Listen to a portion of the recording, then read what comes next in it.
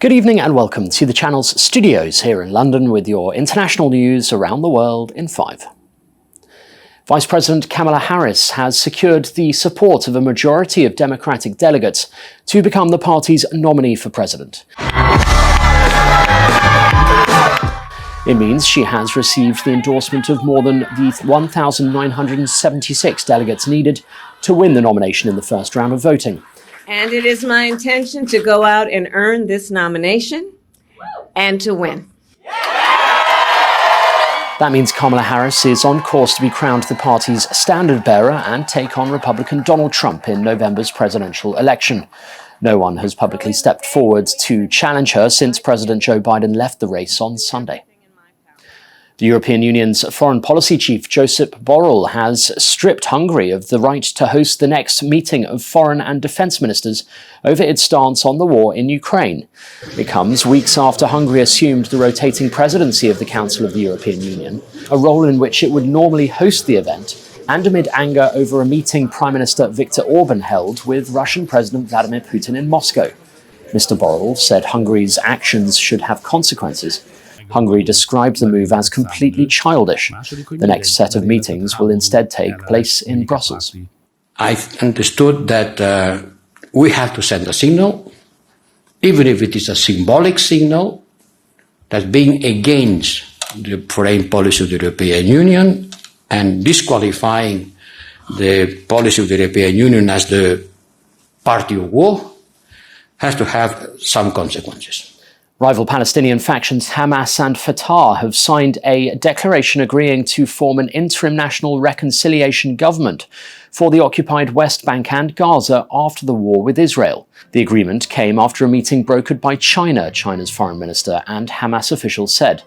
Representatives from the groups, along with 12 other Palestinian factions, pledged to work for unity after 3 days of talks in Beijing.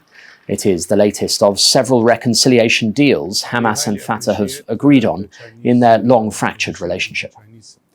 Meanwhile, 7 Palestinians, including 2 militant commanders and a woman, have been killed during Israeli raids targeting gunmen in the occupied West Bank.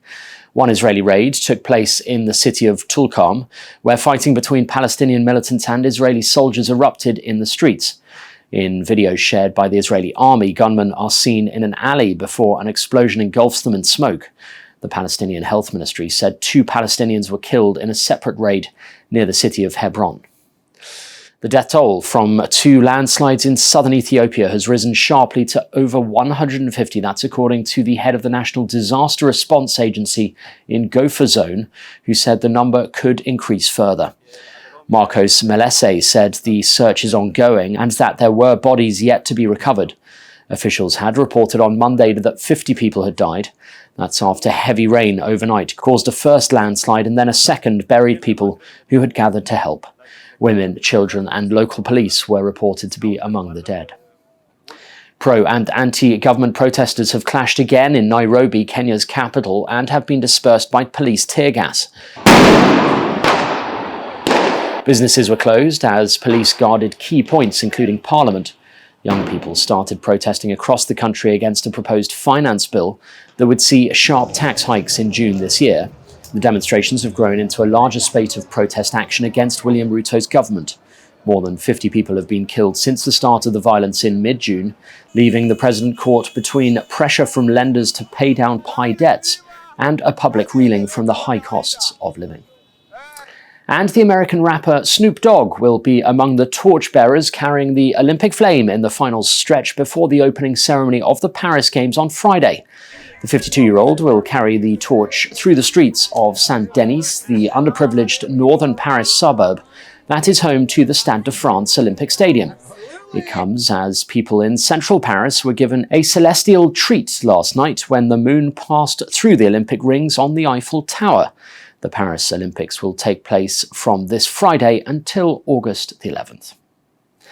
And that's your international news around the world in 5. Now back to the channel's studios in Lagos.